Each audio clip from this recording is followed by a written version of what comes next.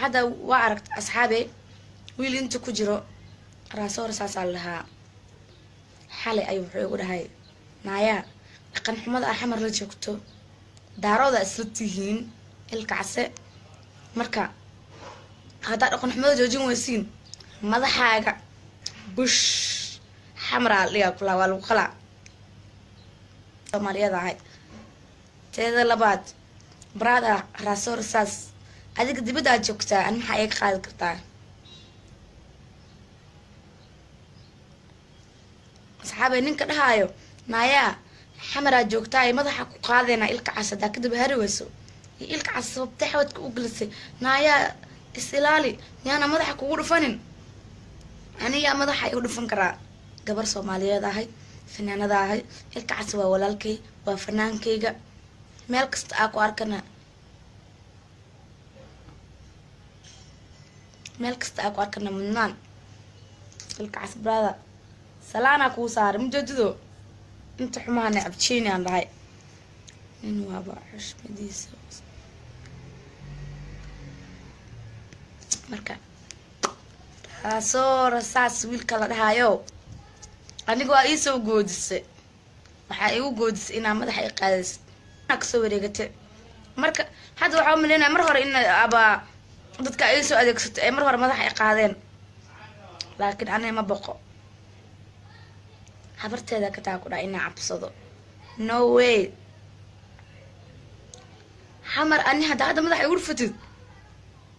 ma maxaa ka xumaaya xildhibaankii ina siraajadaraad la dilaayay maxaa ka xumaaya saada cala warsame maxaa ka xumaaya marshaale baraara dad iga weyn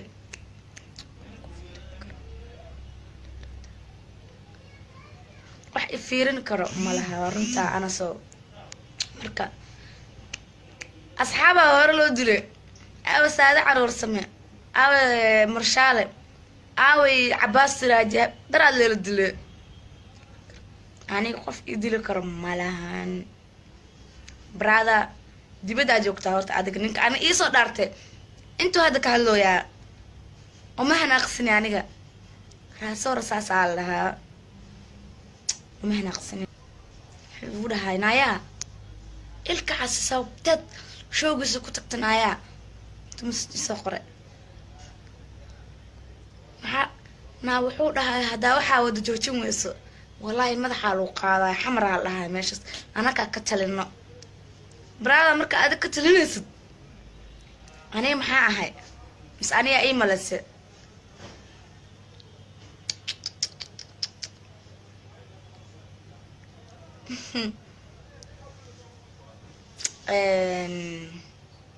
axmed duuni wuxuu dhahay bum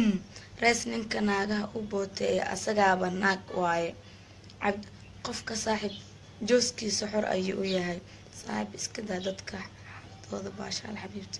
sami walaashay beentiis waaye allah ayaa ku dili karo haa ani xamar cid kama xigto walaashay gabar soomaaliyeed baa tahay aniga maanta cabsi ka qabo ninkaas iisoo dhaartay uma soo gelin waxaa usoo galay dadka kale asxaabta kale oo videoga sida qaldan u arkay inay anika ka jaahil bixiyo